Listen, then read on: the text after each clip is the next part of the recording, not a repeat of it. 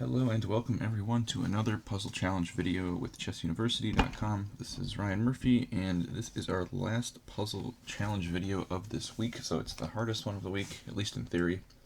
The position you see in front of you is white to play and win. There's only one move and one concept that brings about the win here, so it's a very difficult one, but it's good to practice calculating, and there's a really cool combinative idea behind it. So we're going to backtrack like we usually do, go to the beginning of this game, which was played between Milkovich and Min on chess.com in a Blitz tournament, and we'll see how we got here.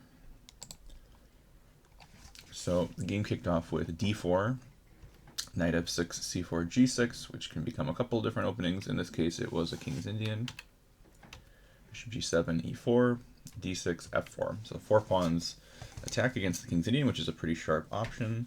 A lot of the times you'll see players playing c5 here, which then transposes into certain lines of the Benoni in many cases. These lines are generally pretty sharp. So castles, knight f3, c5, d5, e6, bishop e2, and we see the transposition into this modern Benoni pawn structure. Black having pawns on d6, c5, and white has this very large advanced center. Generally, white's looking to break through with e5, and one of black's main sources for counterplay is going for this a6, b5 queenside expansion, though if white shuts that down with some a4, a5 idea, then black has to turn to striking against the center, which is the secondary idea, putting pressure against the e4 pawn and also just trying to keep an eye on the e5 square to make it hard for white to punch the move e5 through. Unfortunately for black, they weren't very successful in stopping e5, as you'll see. So rook e8, and white immediately goes for e5. I'm not sure it actually fully works in this position, but it's still very dynamic and still very tricky to handle in a quick chess game. So yeah, here probably white should have tried to defend e4 and better prepare the move e5, maybe after castling. But e5 is interesting. D takes e, f takes e, knight g4, going after that pawn on e5 now.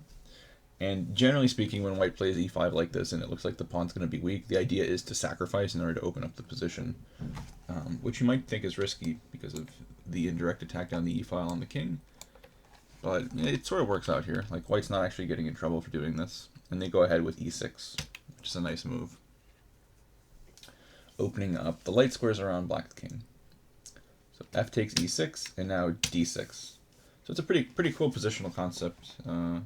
So the pawn has been temporarily sacrificed on e6, and there's a lot of pretty strong strategic reasons for this. First is it blocks the bishop, and it also blocks the rook, which we were potentially concerned about against the king. Not only that, of course, but white has attained a passed pawn on d6, which is pretty strong. So yeah, it's a very interesting sacrifice. I quite like it. Good practical option. Knight c6, castle short. We already have a very imbalanced position, and after knight d4, knight de4, it's a very strong score for the knight, protecting the pawn on d6, also putting pressure on the c5 pawn.